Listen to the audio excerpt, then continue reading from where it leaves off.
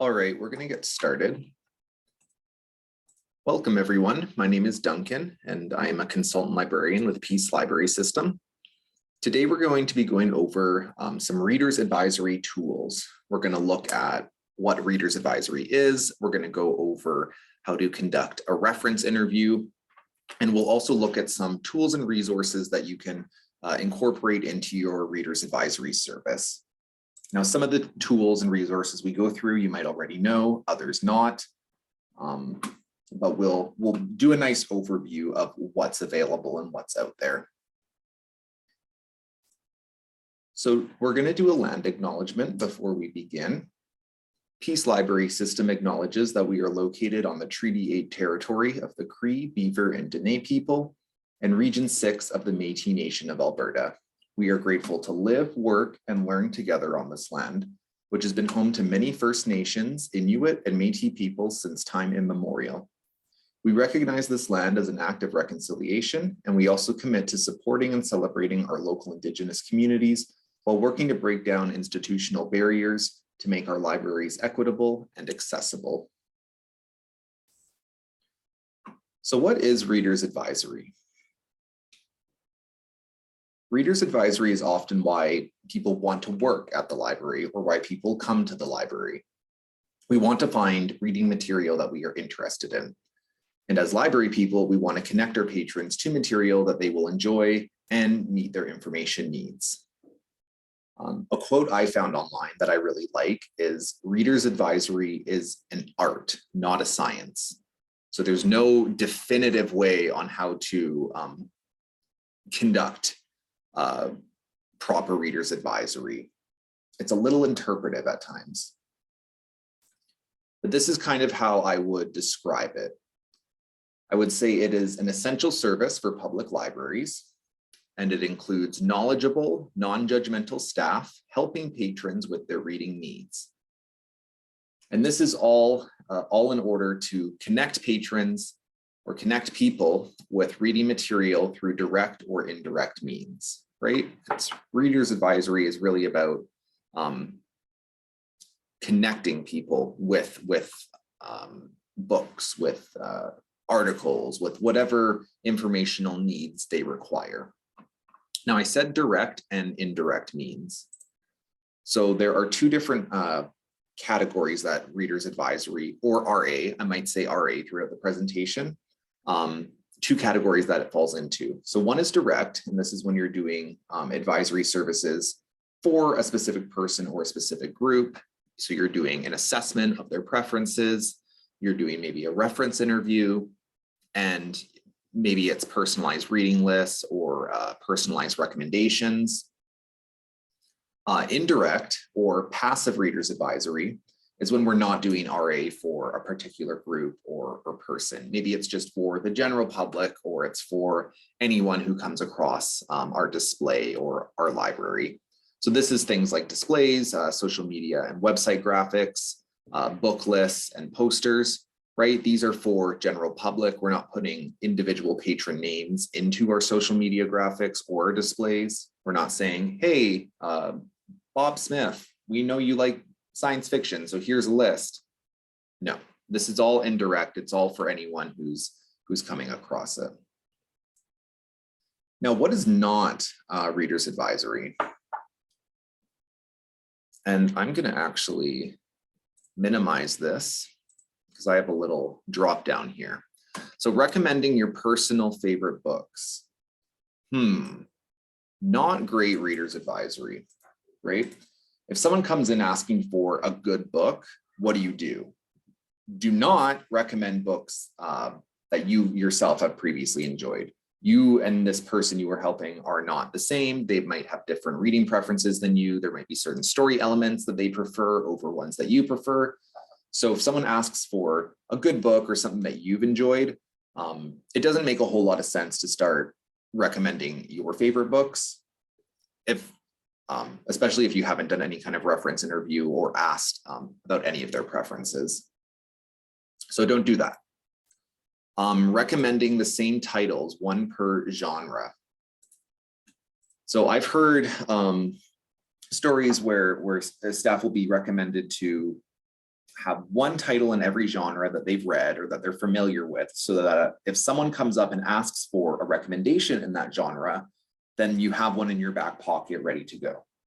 Now, the issue with this is that for something like, let's say, fantasy, you as a staff member, let's say you're not a really big fantasy reader, so you have one fantasy book kind of ready to recommend. If someone comes up and asks for a fantasy recommendation and you're recommending the one that that you have in your back pocket, it's minimizing the entirety of the fantasy genre to one book. The patron might have more specific requests or more specific preferences. Maybe they don't like fantasy that has magic in it. Maybe they want fantasy with a focus on elves. Maybe they're into medieval fantasy, right? We don't know unless we start asking and interviewing them what their preferences are. So to just recommend one book that you've designated for a genre, not really a great best practice for readers advisory. And then this last one, don't suggest titles, present.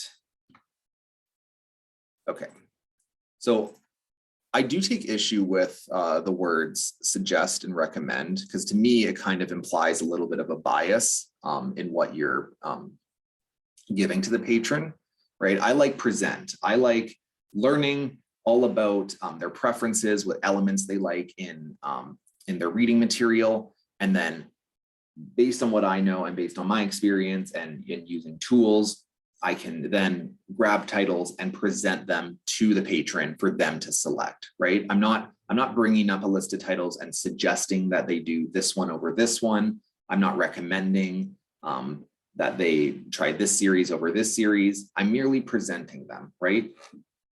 Handing over what I've selected, and then they can make the decision on their own.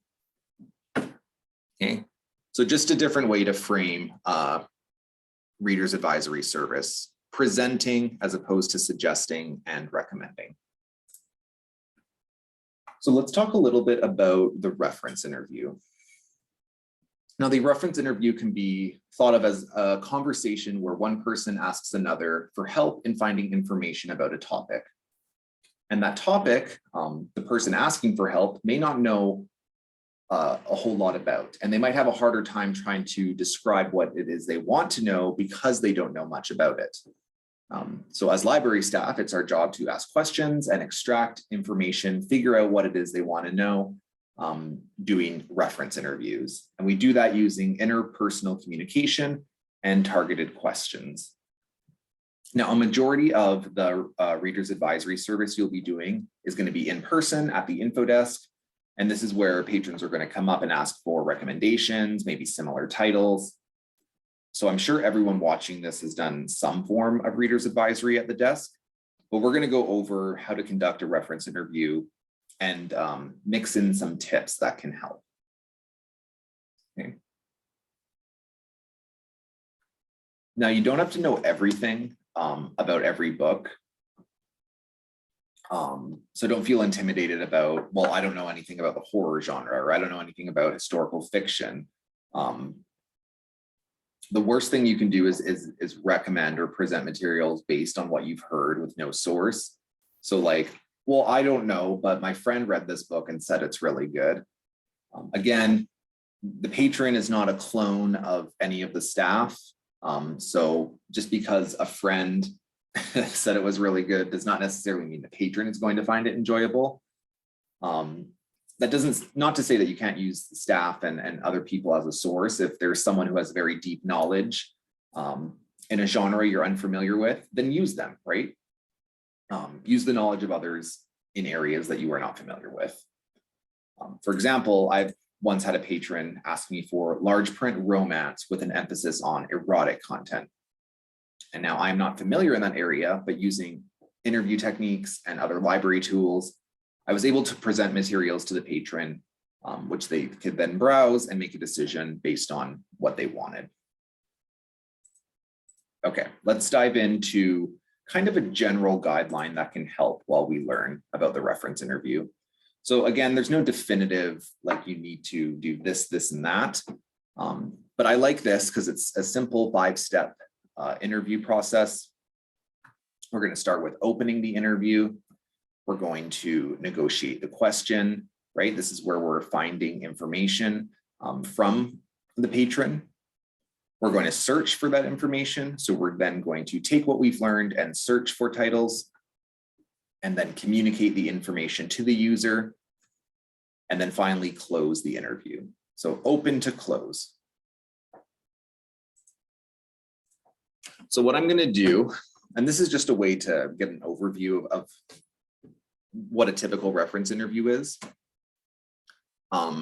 And again, this can veer off into different directions depending on the interaction. But what I'm going to do is I'm going to go over some tips, and I'll relate them to each of these steps, or the steps that they relate to. And then you can use those tips in your own reference interviews and as you're practicing with patrons.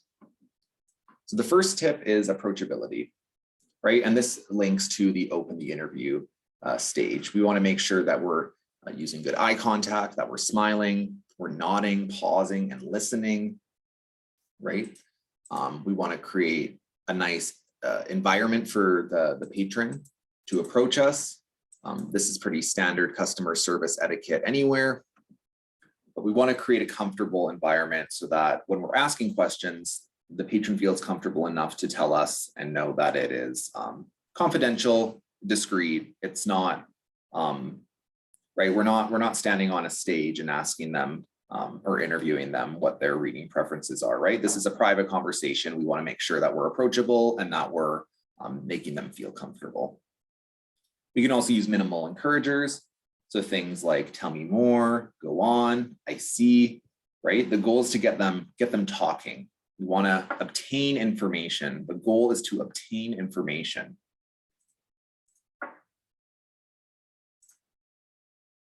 Okay, user-centered questions. And this relates to the negotiate the question stage. So this is the actual kind of interview itself. You have to remember that we're not limited to the materials within the library walls, right? We're part of Track, so we have access to Track Pack. We can get titles from across the province. We have access to Relay, so we can get titles from outside of the Track system throughout Alberta and across Canada.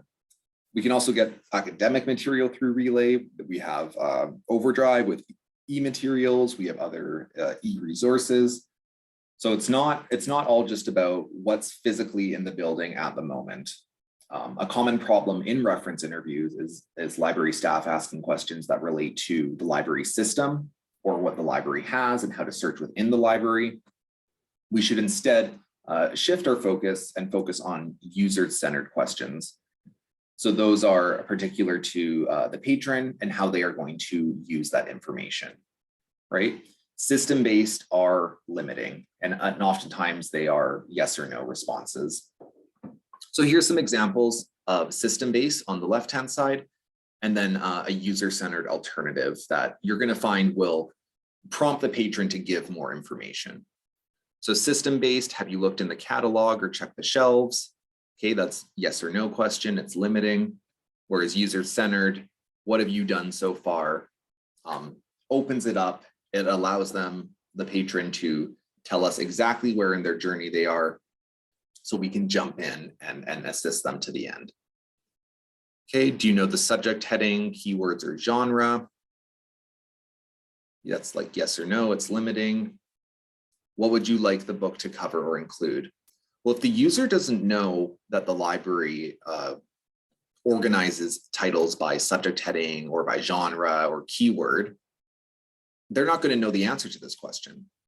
So instead, we should be asking, well, what do you want to know, right? What do you want the book to cover? Because that's going to help us better understand where to find it in our own libraries according to how our individual libraries are organized. Do you want books or audiobooks? Limiting, it's only giving 2 options. So instead we ask what format would help you most, and then they can tell us if they need large print, if they need digital, etc. This book is out right now. Do you want us to put a hold on it? Okay, good question. If it's out, you put a hold on, they're next in line. But what we could also, in addition to this, say, is we might have another book available that covers the same topic. What were you hoping the book would include? So this again relates to this user-centered question, asking them what it is they want to know, right? And this is going to work better for like nonfiction titles, something like Harry Potter. Well, if it's out, the best thing we can do is put a hold on it, right? We're not going to find the Harry Potter book randomly in some other textbook, right? It's not going to be available inside of another book. But for nonfiction, if they're looking just for a specific piece of information and the book they initially wanted is out and they've put a hold on it, well, let's see if we can find that information in another book that is available that we have, right? So that we're getting them the information faster. We're not having to wait for the hold, and seeing if we can help out their information issue in a faster way.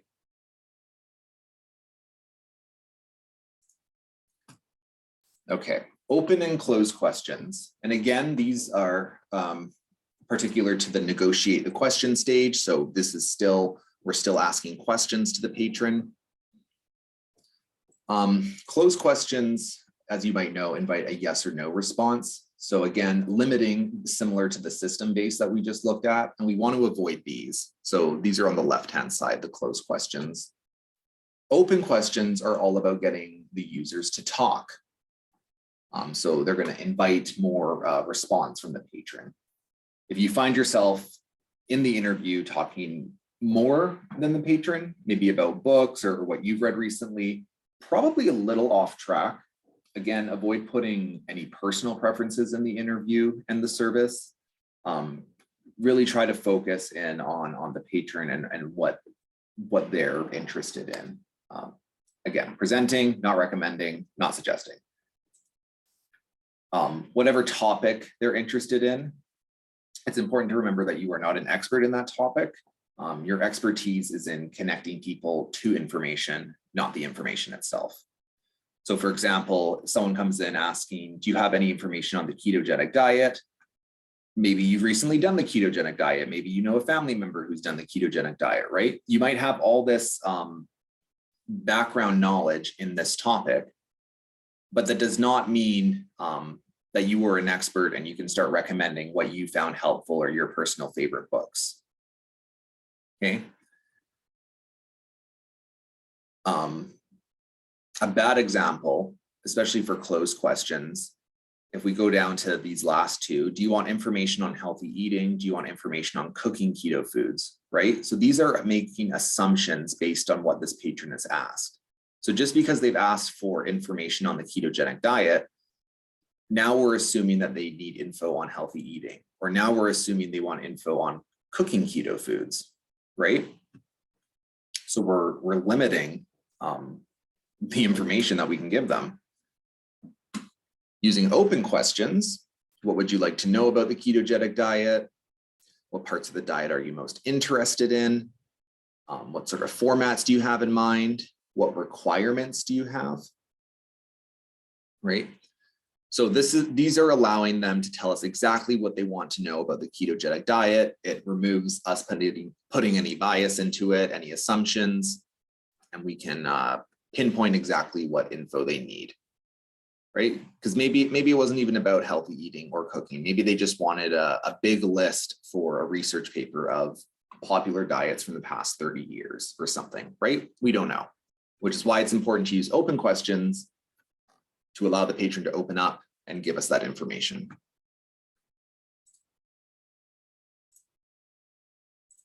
Okay. Sense-making questions, again, for the negotiate the question step, are all about determining the nature of what would help the patron. So we learned that open questions are effective at getting people talking, but sometimes library staff need a little bit more context and information from patrons. So this is where we're going to use sense-making questions to address that. They provide a little bit more structure than open questions, and they're less likely to lead to a premature diagnosis than closed questions. So a lot of these are going to also help to prevent the urge to guess what the patron wants. Some of these might sound a little bit nosy as well, but none of them are about obtaining any kind of personal information. It's more about giving us context so that we can help choose the right materials. So encourage patrons to describe the situation using, what are you working on? How did this question arise? Right? If they're working on something in their leisure time versus an academic paper, well, those are two different situations, right? And how you might approach and find information for each of those situations is different. How does patrons see their situation? What problem are you having? Where would you like to begin? Okay, so maybe someone who's very stressed writing an academic paper versus someone who's just coming in and looking for DVDs, right? Two very different ways of how the patron might view their situation. One is going to be very stressed and might have a time crunch. The other is, a little more casual. So again, that'll help us determine how to address that. Assess the gaps. What kind of help would you like? What are you trying to understand? Right? So if someone is working on a paper and they tell you what the paper is about, well, instead of wasting a bunch of time finding resources related to that one broad topic, what are you trying to understand? This allows them to kind of pinpoint what their issue is, what part of the paper they're trying to solve, what part of their situation they're trying to solve, so we can find that exact piece or that exact title that they need. Identify the kind of help wanted. What would help you? How do you plan to use this information? Right? These are great questions, because if you're interviewing someone and you say, what would help you? They might say, well, we're looking for e-materials. They might say we're looking for, we're looking to be connected to an expert, right? So that you might not even need to be finding or presenting any items from your library, right? They might just be looking to you as a source or as a point of redirection to find information.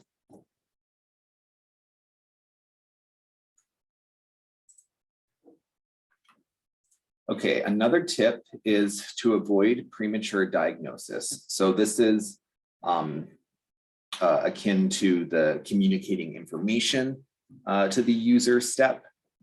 And this is all about not jumping to conclusions, right? We always want to clarify our question, make sure that what we're retrieving for the patron is helpful. Just because a patron is asking for something that we recognize as a common request does not mean it is the same as previous interactions. For example, study guides, it's coming up to be May and June soon, which means we'll be getting maybe more parents coming in for end of the year study guides. So a patron walks in, they say, I'm looking for study guides, and you say, oh, I know where those are, and you bring them to the key study guides. This is where everyone has been getting them from. Here you go. Well, that's a premature diagnosis, because what we didn't know was that the patron actually needed a study guide for an English proficiency test, or maybe they needed a study guide for the GMAT or a citizenship exam. Like we don't know unless we get a little bit nosy and ask those reference interview questions just to pinpoint what they want a little bit more. So this, this is my example. If I'm a patron and I say, do you have any material on China, right? And that's all I say. Without doing a reference interview or without any other questions, what would you assume that I mean, right? This could be in a number of different areas in the library. Do you have any material on China? I could be talking about maybe the country itself, maybe cooking or language or history, religion, right? These are all in different areas. I could even be talking about porcelain, maybe the styles of China, consumer information, repair. Maybe I'm talking about like fiction, like chapter books or nonfiction picture books for my 3-year-old. Who knows, right? So which is why it's important to always clarify and make sure that you're bringing them to the right area and you're not just making an assumption.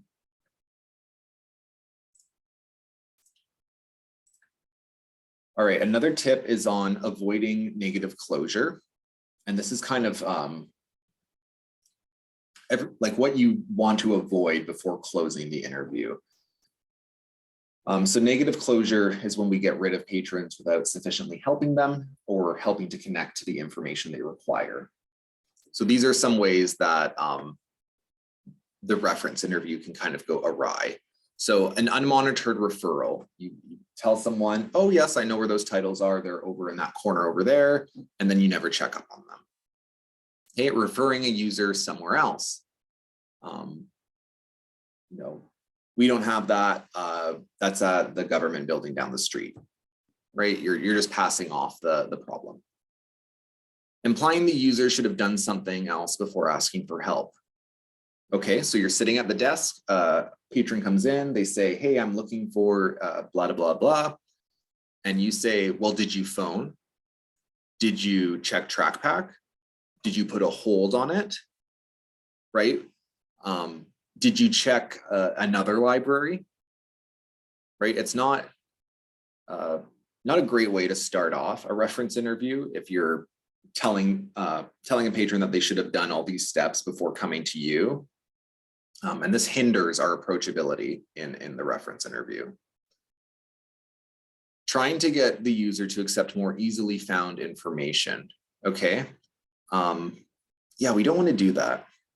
This is it's almost like gaslighting in a sense, right? Saying, no, like this will work. This will definitely work for your, information issue. If they're, not sure about the titles you're presenting, that means you need to keep looking. Okay. Warning the user to expect defeat. Okay, that's not good. That's a kind of a negative attitude. Encouraging user to abort transaction voluntarily. Okay, that's not good. Signaling non-verbally that the transaction is over. Right? So maybe you are busy or you're closing soon, and you're using those kind of nonverbal signals, or you're encouraging like, hey, we're closing in 4 minutes, so let's see what we can find you in 4 minutes. Those are both types of negative closure, but what we can do in those situations is say, hey, listen, I don't think we're going to have the time today to figure it out. Why don't we, take your information, we'll connect with you tomorrow when we're back in library and able to search again, or set up a meeting. Why don't you come in tomorrow at the same time and we'll continue the search. So don't end the interview, right? Just kind of delay it, extend it, as opposed to using one of these negative closures and maybe preventing the patron from coming back for additional assistance. Stating the search has reached a dead end. Okay, that's not good. Sometimes we do reach kind of dead ends, or we reach walls and we're unable how to go about finding certain information. Use the resources around you, right? We're part of Peace Library System. We have a whole network of librarians and library staff. Pick up the phone, ask someone, right? We're all here to help. Claiming that the information is not in the library or doesn't exist at all. Okay, again, I don't know that I would say that unless you're 100% confident, or unless you've already checked with other sources. For some things, it might be obvious, right? If someone comes in asking about dragons on the moon, well, don't know if we're going to find anything about that. But for other topics that maybe you're not so familiar with, it doesn't hurt to just double check with other coworkers or with people in your professional network. Leaving the user to find a document and never returning. Yeah, we don't want to do that either. All right, and our last tip for closing the interview, which is the closing the interview step, is going to be these follow-up questions. So we always want to make sure that we're, continually engaging throughout the interview, even if we're off trying to find materials or if the patron is off looking by themselves.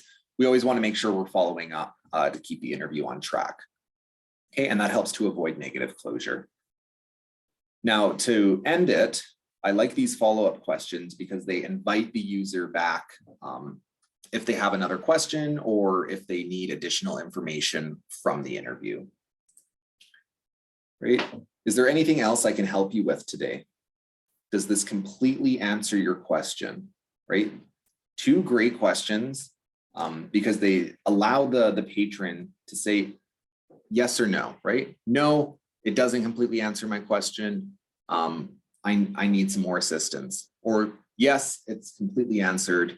I think I'm good. And then you're free to move on to, the info desk or whatever your tasks are for the day. But it gives verification that the patron is happy with the information they've received and the reference interview is over. Right?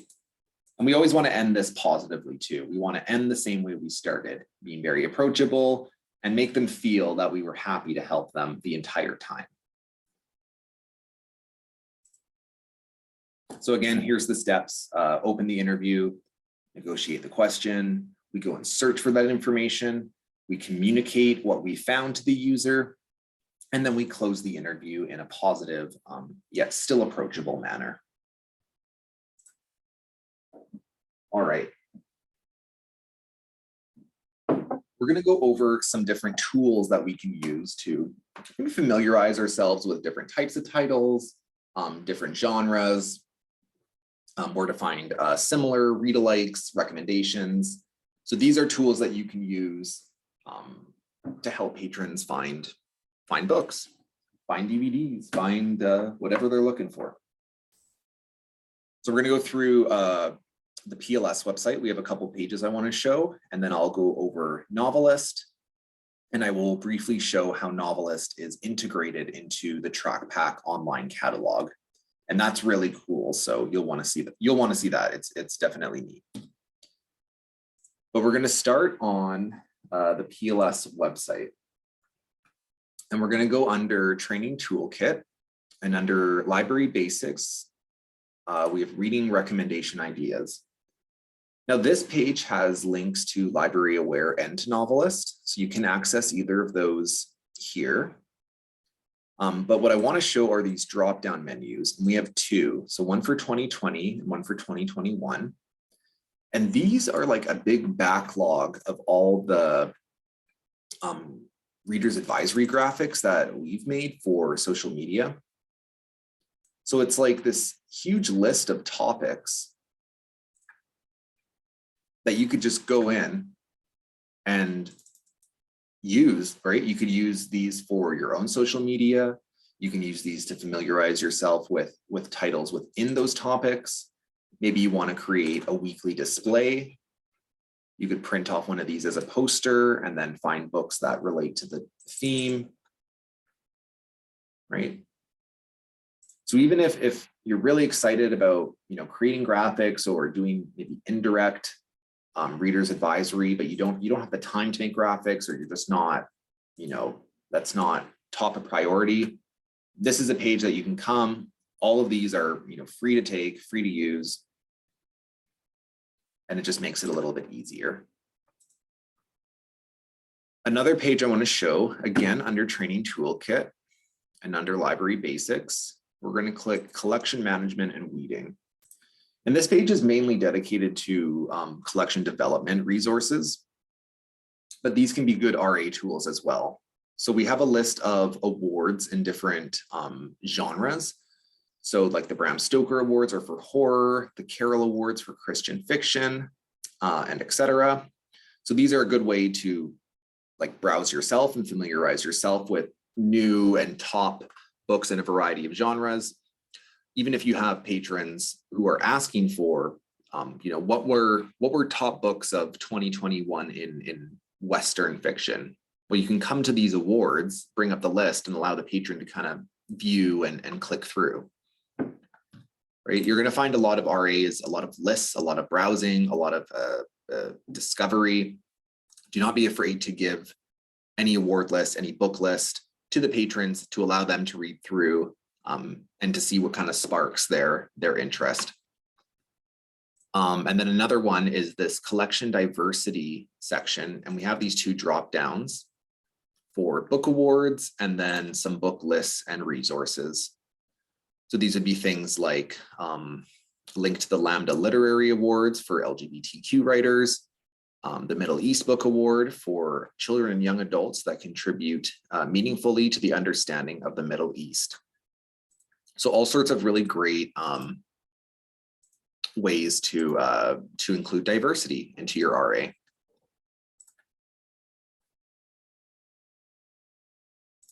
All right, we're going to look at Novelist next, and we're going to access it from the PLS webpage. So you can also do this from the member library web pages as well. It's in the exact same spot. We're going to go under e-resources in the top right. And this brings up a big list of all of the PLS subscribed e-resources, but we're going to scroll down to N for Novelist. And you can see we have two selections here. We have Novelist K-8 and we have Novelist Plus. Now they're both the same platform. The only difference is that in K-8, it restricts the recommendations to the K-8 age range, whereas Novelist Plus doesn't have any kind of restriction. It'll just recommend everything that's in the platform. Before we click in, we'll look at these brochures. So we do have English and French brochures linked to Novelist. And these have just been updated recently just to update the colors. There's also a video tutorial link on each of them. And this brings you to the Staff Niche Academy. And these are made by Niche Academy. They're like little 1-minute overviews that if you're unfamiliar or if the patron's unfamiliar, they can click into this and just get a brief understanding on what Novelist is. And then the last thing before we click in is we have linked here the Secret Language of Books, A Guide to Appeal. When I click on it, it brings me to the Novelist website through EBSCO, and it has a link to download this guide. So it's called the Secret Language of Books. I'm going to open it in a new tab here. Now, Novelist recommendations are made based on audience and common story element terms. So things like subject, genre, themes. And this guide highlights many of those story elements that are in Novelist. So this is something I recommend just kind of flipping through if you do use Novelist a lot, because you're going to see a lot of these terms in Novelist and how Novelist organizes its content. So you can search by character in Novelist, and they have all these different character themes, sarcastic, sassy, snarky. So they list all those. These are kind of cool. They go through the genres in Novelist. So the romance genre, and then they have the different themes or common elements within the romance genre. So like the best friend's sibling or falling for a friend, a sudden baby. So anything that is kind of bolded in black is going to be a term or a theme or a phrase that books are tagged in Novelist. So another one, thrillers and suspense.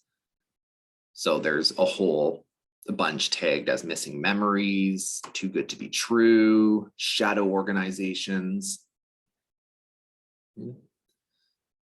So I think even just flipping through this kind of opens the mind a little bit and makes you start thinking about, oh, I guess not all science fiction is the same. I guess not all fantasy is the same. There is, subgenres within it and certain elements that one might like more than others.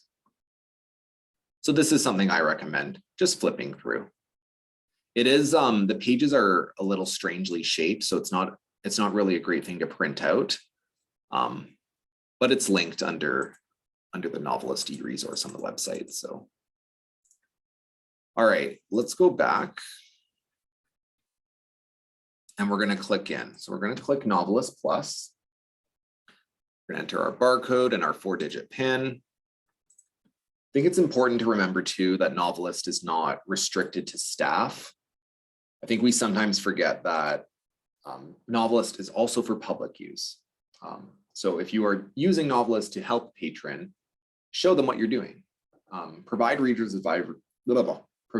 advisory service and show off a resource, right? That doing 2 for 1. You could even leave this open on a computer, and that might prompt people to start searching items in Novelist and kind of seeing how the resource works. But this is our home page here. When you log in, it's going to look like this. If you log into Novelist K-8, I believe it is blue instead of orange. So that's the big difference. But a few things to point out. On the left-hand side here, we have recommended reads lists. And so you can choose by fiction or nonfiction, and then by age range. So if I choose teen under fiction, it gives me a whole bunch of different genres. So maybe I'm going to click horror, and when I click on it, it gives all these different subgenres or common themes in the horror genre. So like gothic fiction. And if I click on that, it's going to bring me up a guide. So these books have been chosen by Novelist staff for teens who enjoy gothic fiction, right? So this is a great way if you're unfamiliar with this genre, someone comes in asking for recommendations or suggestions on this, you can bring this up and present it to them for them to go through. And then to get back home, I'm just clicking the home button in the top left corner here. So those are the recommended reads lists. In the middle here, this is kind of like a mood indicator where you can choose your age and then what mood you're interested in, and it'll give suggestions. There is the option to do different combinations of appeals, and it's called an appeal mixer, but we'll take a look at that when we go through these links up here. But this is another place to get access to the appeal mixer. Under that, we have different age ranges that we can browse genres by. We have some explore pages. We will see a few of these when we go through the navigation bar for things like authors, book club resources, books in the media, diversity, and then just some featured titles at the bottom here. Okay, so this main page will change at times, like there'll be different suggestions. So if you log in and it doesn't look exactly the same, don't be worried. It's just probably been recently updated. All right. We're going to start with the search bar here. And what you can do is you can search by keyword, by title, author, series, or narrator. But we're going to search just by keyword. And it essentially wants us to describe a book we're interested in. So its example is Japan 1930 Women. So if I type Japan 1930 Women in, it's going to bring up a whole list of titles that have Japan tagged in it, that have 1930 tagged in it, and have women tagged in it, right? Somewhere in the item record. And that's why it's being put onto the list. But I'm going to describe a book. Okay, a patron comes in, they want a fiction title about vacationing in Greece because they're going to Greece. So I've typed in vacation and I've typed in Greece. And immediately we get a list of 92 books that we can go through. Okay, so it gives us a list of books. It gives us a list of audiobooks. We have 11 suggestions. And then it gives us a list of authors. Okay.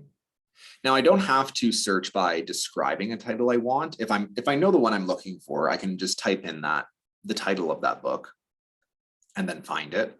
But I think being able to describe what you're interested in is kind of a neat feature of Novelist. So I would definitely recommend playing around with it and seeing what kind of limits it has. But we have 92 results. We're going to stick to books. We can sort in the top right here by like author or title or a number of different ways. We can make the pages longer too. Maybe we want to show 100 titles per page. On the left-hand side, we can use these limiters to narrow our results a bit. So maybe we only want adult titles, only fiction, and we could set a range for the publication date. So maybe I want something a little bit newer, published in the last 15, 16 years or so. Hit update results, and then we've gone from 92, we're down to 36 in our list now. They also have some of the appeals underneath the limiters. So you can click into any one of these.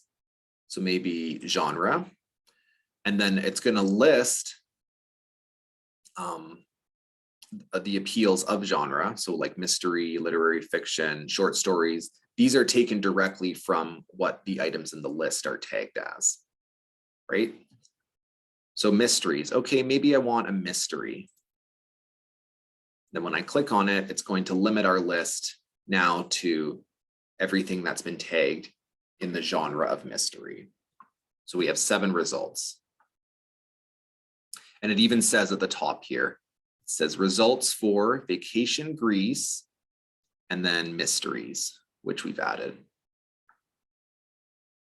Now, unfortunately, it won't let us add multiple appeals. Like we can't add mysteries and short stories and then maybe a storyline appeal and a character appeal.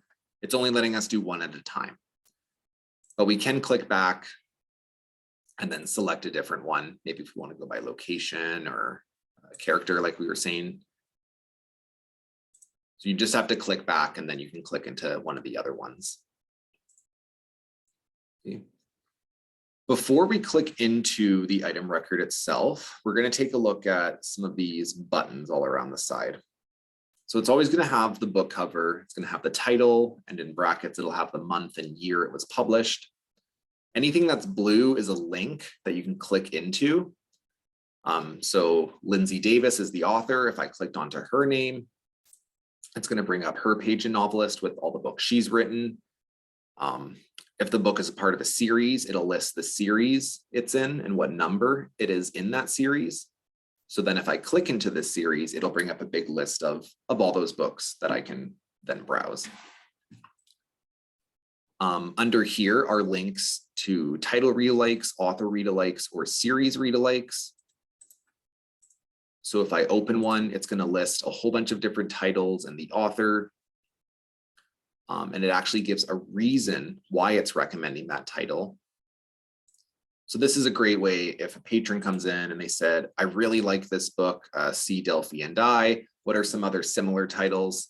I can just do title read-alikes or author if they're really into the author, and then print off this list and the patron can, go through it. You can go through it with them. If they have to go, they can take it with them, whatever the situation is. But we've at least gotten a list of 9 similar titles that they can work their way through. Another thing before we click in is on the right-hand side, we have this kind of folder icon, right? So what we can do is we can actually add titles. And as we go through the site, you'll see that there's also articles available, but we can add titles and articles into our folder. So this is something we can do if we're creating a list for a patron as we're working through Novelist. We can add our suggestions to our folder. And then once we're done, we're going to go into the top right corner folder here. And it'll have a big list of everything that we've entered into our folder. Okay. Now, just logging in with your library card, it's going to remove itself after you're done. You do have to create an account, I believe, and sign in if you want to create a permanent folder or something that you keep coming back to. Right? But if you have any troubles with those, you can contact me and I will help troubleshoot anything related to that. Okay, we're going to click into the item. We'll take a little bit of a look at the item record. One thing to note, another important thing is that Novelist doesn't show whether or not your library or if TrackPack has the item available. So what you'll have to do is once you've found a copy of a title, like let's say they really want this book, I would double check in TrackPack that the title is available to place a hold on, or that it's able to be shipped to the patron, to the patron's library rather, because it does not say. You might find a really good book and then find out that it's not available in Track. But we do have access to Relay too, so there's the option to get it from somewhere else in the province or across the country even.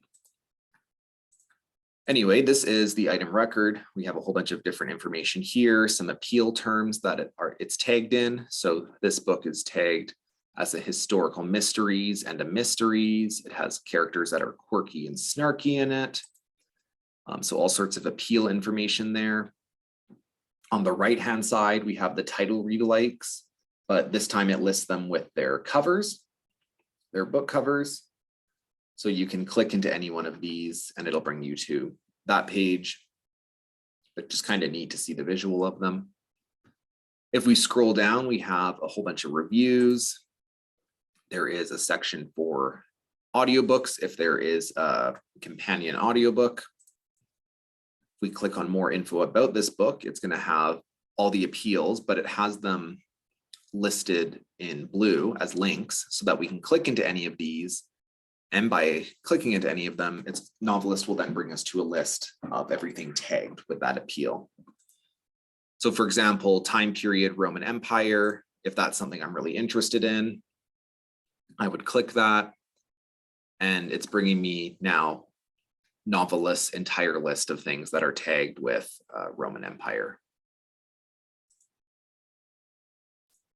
Or rather, things that have been tagged in the time period of Roman Empire. Okay.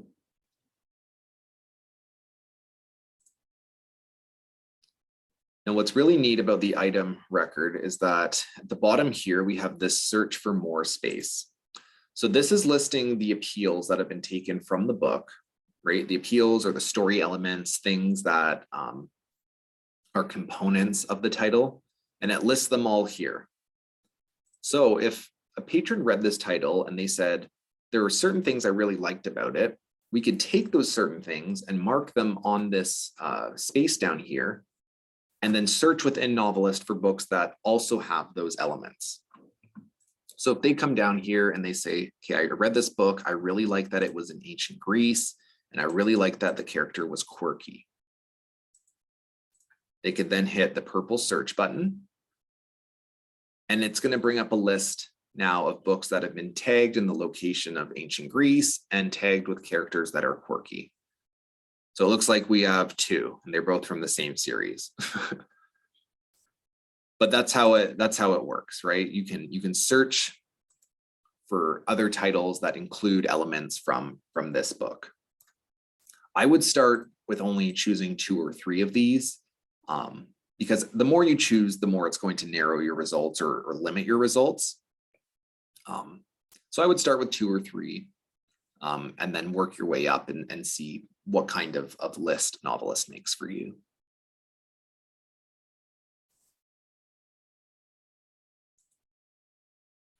All right, let's go back to the home page. And we'll look at just advanced search really quick. So underneath our search bar, if we click advanced search, we have the option to have multiple search fields. So we can use these Boolean operators is what these are called in the dropdown. And I'm not going to go over Boolean operators today. I did do it in the TrackPack navigation webinar. So if you'd like a little bit more of a description on what Boolean operators are and how to use them, go check out that one. But you can enter combinations of keywords to search. But what I want to show you is all these other search options down here, because it lets you search by things like Lexile range, accelerated reader level. You can search by author's nationality, their gender identity, cultural identity, the document type. Like there's a lot of really specific ways to search in Novelist. So even something like maybe Lexile range, and we're going to do 970 to 1120, right? And I'm going to put son, and moon. So just quickly, the and operator means that it's going to search everything that's been tagged with sun and with moon. And I'll just go back down and make sure I selected that again. Okay, so I've selected my Lexile range, I've selected my keywords, and now it's brought me a list of titles that fall within my search. And then another thing which is kind of neat, like I said, you can use limiters, but maybe this is for an adult who's reading at that Lexile level, or maybe they're learning English as a new language, and that's the English Lexile level they're at. So what I really like about narrowing it down to an adult audience is that we can find books that adults would be interested in, books that older patrons would be interested in, that are still at an appropriate reading level for them.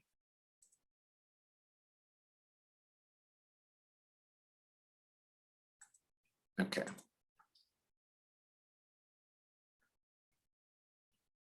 I'll show one more thing in advanced search, and this is in the top part here, is a space to browse by. And if you click into the subjects appeals one, it actually gives a huge alphabetical list of all the different themes and subjects and appeals that books are tagged as. So you can go through these and find things that you're interested in, and then just click on them, and it'll bring up a whole list of titles that have been tagged with that term.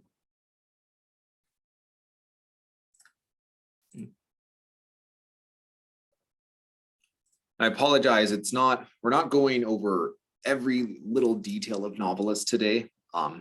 Maybe in the future, I might dedicate a webinar just to Novelist, but I'm going over features that I think are going to be useful for Reader's Advisory Service and that I think are noteworthy. So we've done the searching, we've gone through the main page. We're just going to go over this navigation bar here, and then we will move on. So the home button brings you home. Under the browse by dropdown, we can browse by genre. So this gives new and popular titles in a variety of genres and ages. So just a way to keep up to date on new things, or to show patrons if that's what they're looking for. We can do, this is the appeal mixer. So it gives us different categories or appeals. So maybe character, storyline, and tone. So it allows us to mix appeals, and then it'll give us suggestions based on what we've combined. So I'm going to say for an adult audience, I want a complex character, I want an action-packed storyline, and I want a high drama tone. And then it's giving me a list of results. For this particular combination, it only has one suggestion. Okay. But you can go down here and it has other combos that you can explore with patrons or just to familiarize yourself. Browse by themes is the next one. So this gives a little bit of information on what themes are, what you can do with them. What I like is this browse themes section. So you can click into any one of these. So fantasy maybe. It gives you the genre, and then it gives you all the themes within the genre. So within fantasy, there are themes of the fairy realm. There are themes of princess power, themes of 0 to hero. And so you can click on any one of these, and it'll bring you a list of books that fall within that theme. So these are all fantasy books that fit within the 0 to hero theme, which is pretty cool. Okay, browse by award winners is next. Okay, so this is similar to that PLS webpage. We have a whole bunch of different awards that you can go through to help with patrons. We also have them by type on the side here. And clicking into any one of these awards lists, if I click into Hugo Awards, this one is sorted by different categories. So maybe I want to go to the novel. And then it gives me all the award winners and from previous years. So then it's like, oh, patron comes in, I want the 2021 Hugo winner. Well, I don't know what that is. Let's look it up in Novelist. Oh, it's this one. Okay, let me check if we have it. And then the last one on the browse by is audiobooks. And so again, just information about audiobooks, and then it has some recommended lists and ways to browse audiobooks by genres. So lots of lists, lots of guides. Okay, the next on this drop down is quick links, and the first one is articles. So a lot of the links under quick links, a lot of these different pages and guides are going to be included in this articles space. So I've clicked on articles and it's giving me a big list of all sorts of articles and guides that Novelist staff have written to help with readers advisory. And they're pretty neat too. For example, if I click into this genre guide, this is a genre guide for mythical fiction for older kids. So pretty specific, but it gives you a little bit about the genre, common themes found in the genre, and these are all blue, so you can click into them and have a list come up. And then it gives some recommendations on some key titles for that genre, key authors to know. So a really like in-depth analysis of mythological fiction for older kids.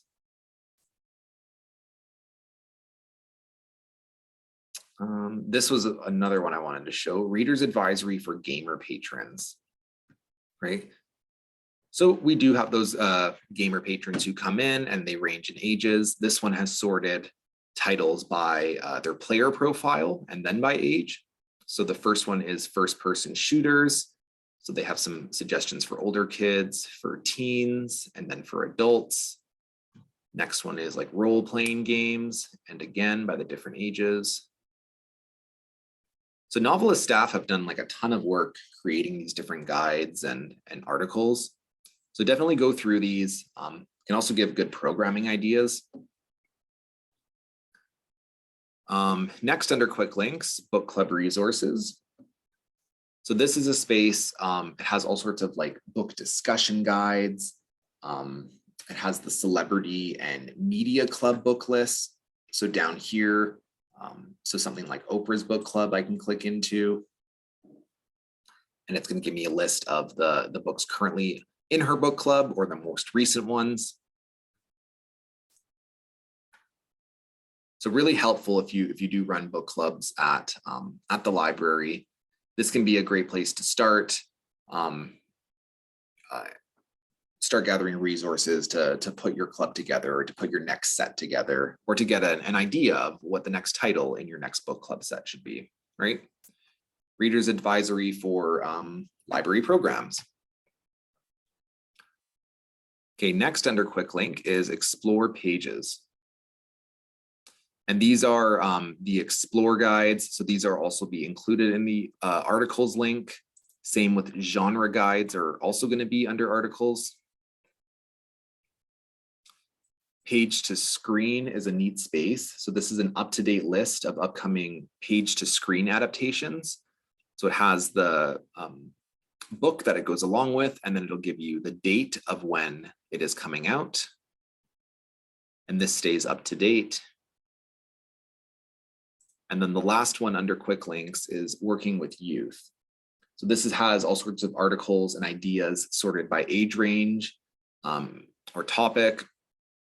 So maybe if we want to do a little bit about programming with youth, we can click into this and it collects all of the articles, all of the guides that have to do with programming. Or if I wanted to do younger kids, I click on younger kids and it brings up all of the material that is specific to younger kids.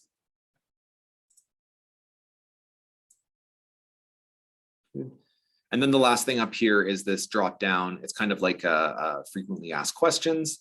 It's how do I? So you can get more detailed instructions on searching for books within Novelist rather.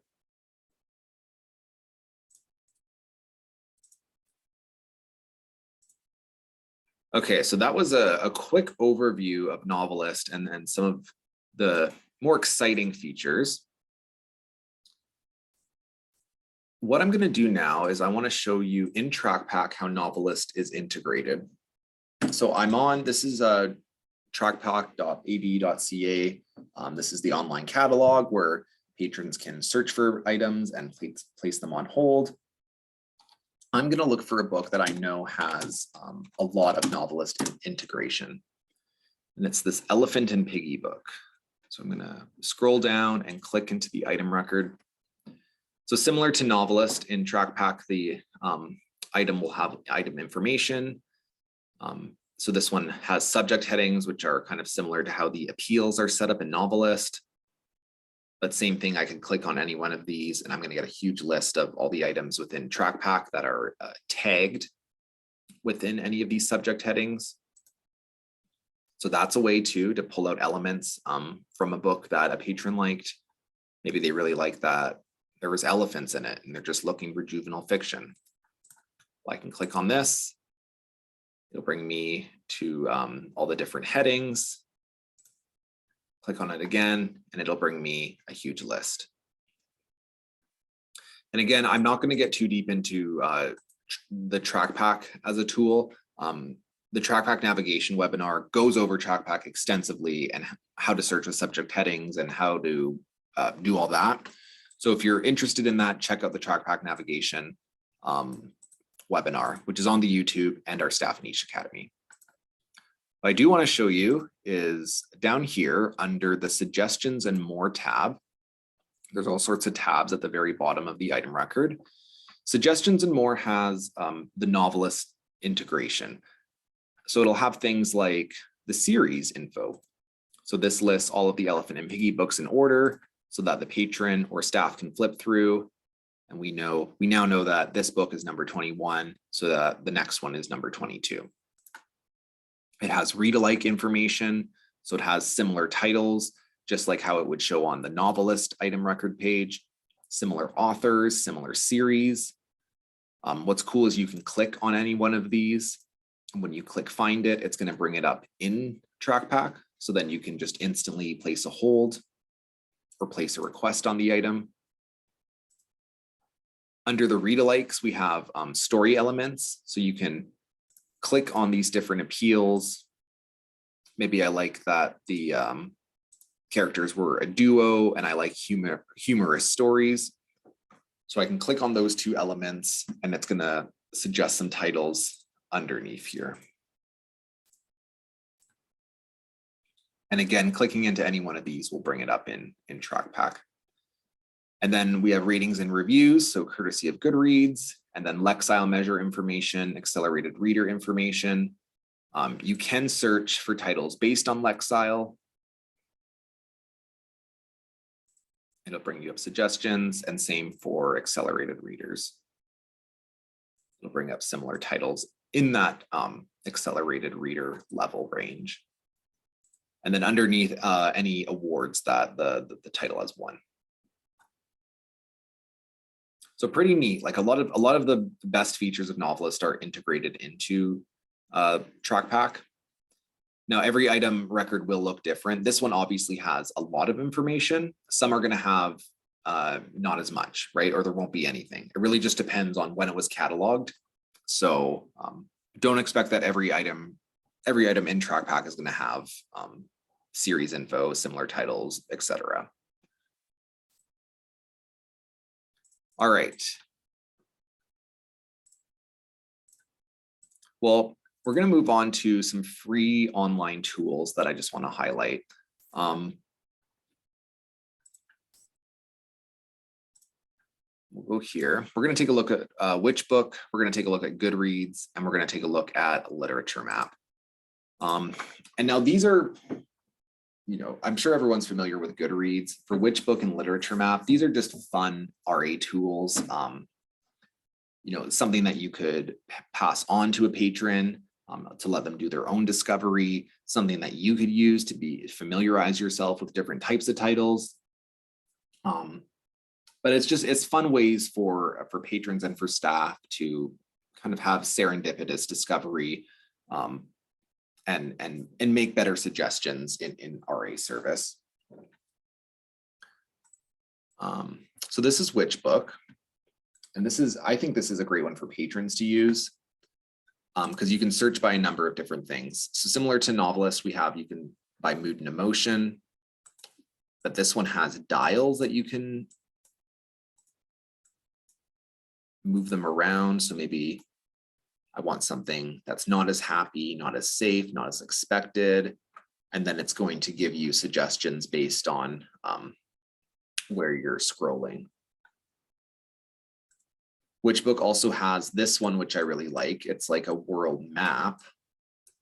And you can click into any of the continents and then click into a country. And it'll give you a list of books from that country or authors from that country. There's also to search by a character and by plot. Right, so we can look for a very specific character using the limiters on the left-hand side here. And then there's also one books based on bestsellers. So they don't have very many options, but if there is a bestseller that a patron did like and it was listed here, you would click on it and then it'll give you a suggested list of titles. I like Which Books more so for the world map feature and the mood and emotion feature, less so for this bestseller feature. But it's just a fun tool, just something fun to incorporate into your reader's advisory. This one's kind of neat. This one's called Literature Map. And what it wants you to do is to put an author you enjoy.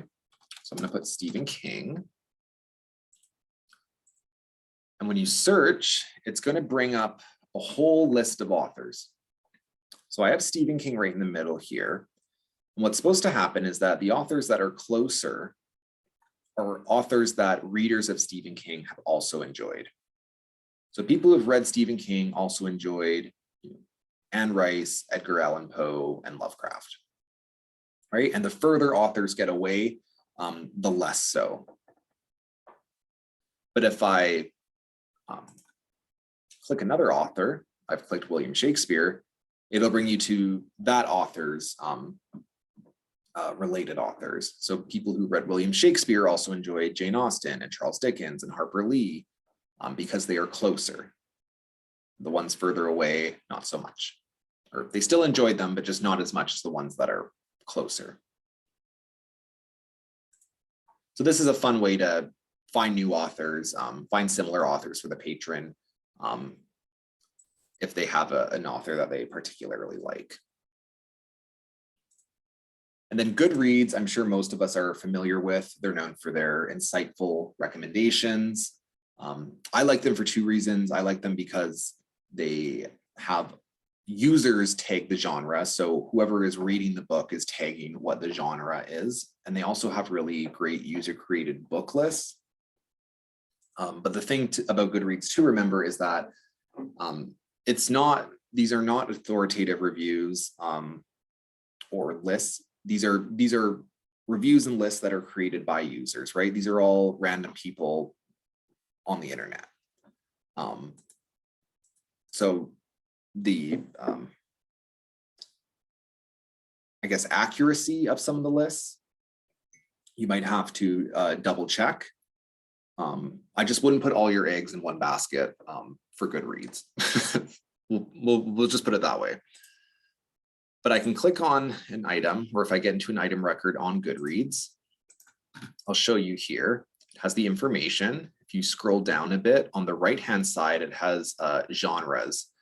And it has how many users have tagged this book as that genre. So some have tagged it as horror, some have tagged it as science fiction, some as dystopia science fiction.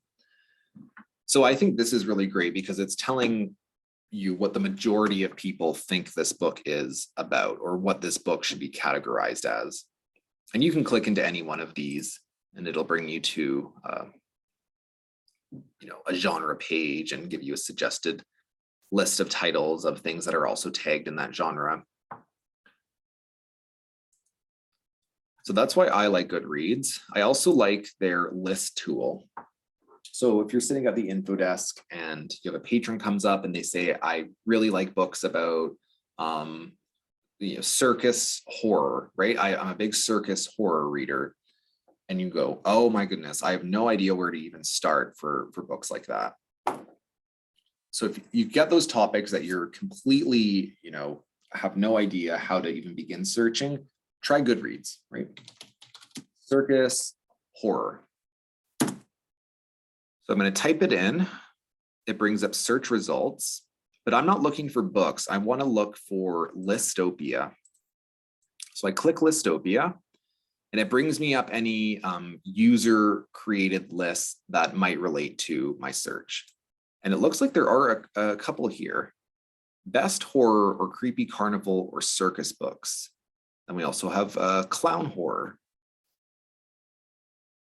And then these ones, not as much. Let's try this first one. So I'm going to click into it. And now I have a whole list of books that have been compiled by a user, right?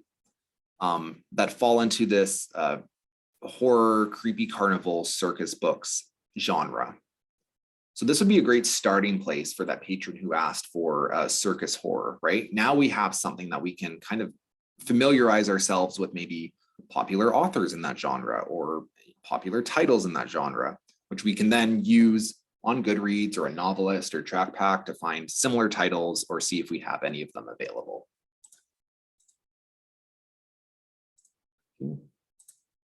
Goodreads has, a million other features, but I just wanted to highlight the tagging, user tagging genres, and then the lists. So we're going to move on from that one. Okay, additional reader's advisory ideas. I wanted to mention, we're going to look at LibraryAware to finish off, but I just wanted to give some other ideas. So creating graphics through LibraryAware, maybe you're making a next 5 reads form. This is something you could have up on your website. Patrons can input what their favorite authors are, things they like about their favorite book, maybe the last 3 books that they really enjoyed, and then submit the form. And then staff would read that information, create a list of their next 5 reads, or a list of a list of titles to recommend, and then they can email that list to the patron. This could also be something maybe like a 1-hour photo type service where you have the forms at the info desk and people can fill them out, and then in an hour you'll get a list of your next 5 reads. That gives staff time to do reader's advisory and come up with the list. But people like personalized service. So this is definitely something I would consider doing. Genre or appeal book lists, right? Maybe you have a bulletin board at the front of your library and you want to put up a list of, the top books of the week every week, or you want to put a genre or appeal book list up there. So this week we're doing top science fiction. This next week we're doing top elves and fantasy. And this is where you can pull from Novelist in searching for themes within those genres, or you can pull from those graphics we have on the PLS website and make these lists, right? Have indirect reader's advisory all over the library, right? Put book lists up. And then staff picks. So a staff picks display is a really cool idea to get engagement with the community. People start to read things that certain staff are reading, and they start to understand that their preferences might be similar to staff. A great way to start conversation and spark readers advisory with patrons. Okay, let's take a look. That was my last slide. We're going to look at LibraryAware to finish off. So I'm going to show you just how to make graphics, like an overview on creating graphics very briefly. We're not going to go through every LibraryAware feature, and a more extensive webinar will probably be done before the end of the year, I imagine. That is something I would like to do. So that'll come later on, but we're just going to look at creating graphics for now. So when you log in, you're going to log in with your librarian at example library, etc. That's the email you log in with. You should be able to allow other people other than that email log on. Like I believe some accounts have added editors.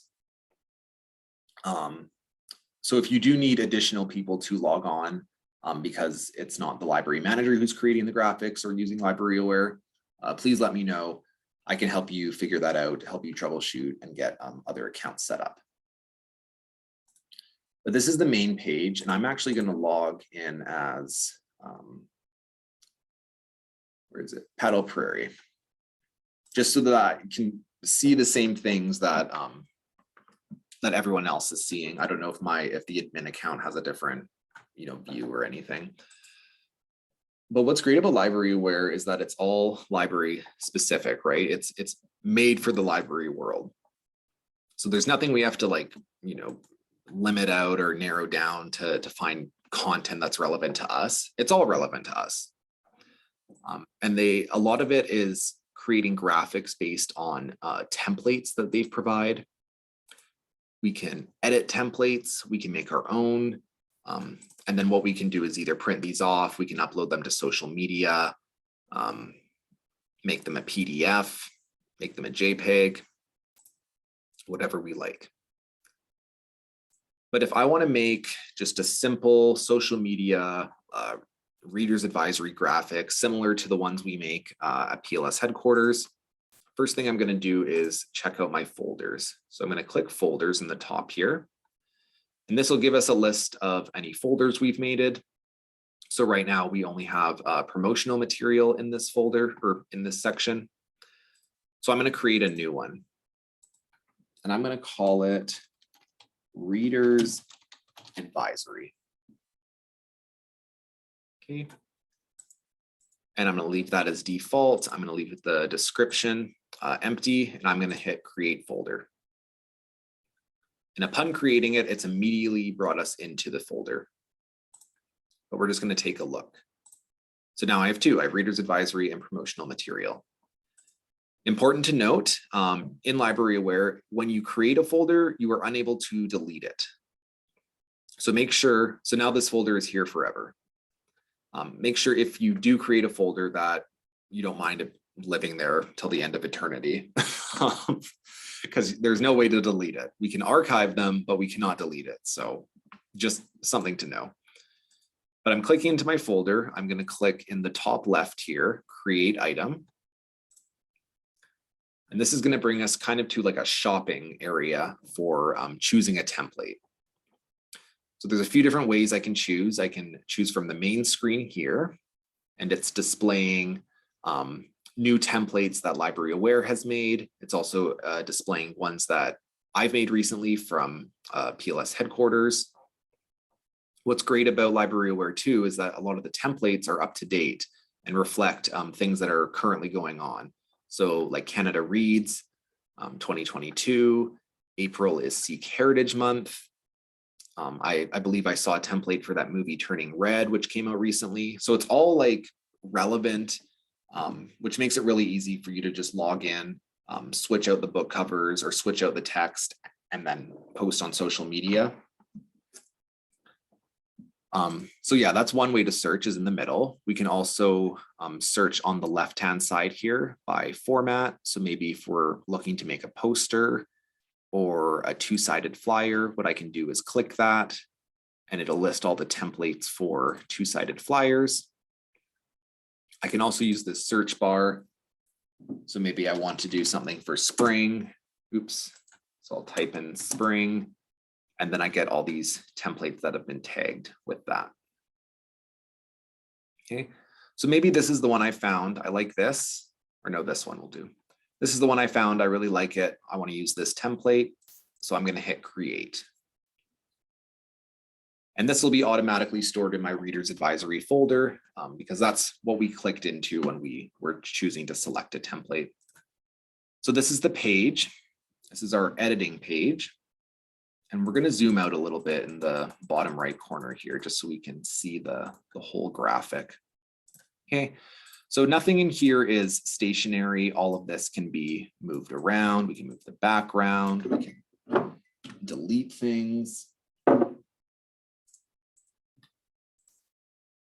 Right, and make it, we can change colors,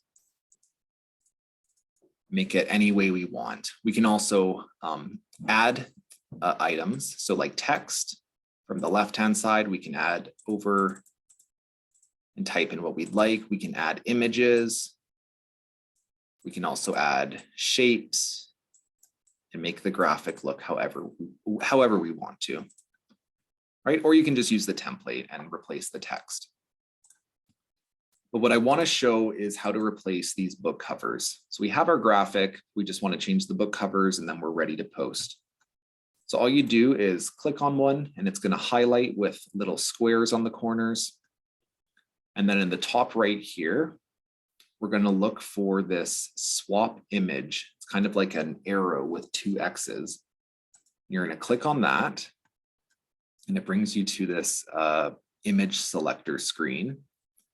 And you're going to click into book jackets in the top here. And then this is where you would search for the book you are looking for.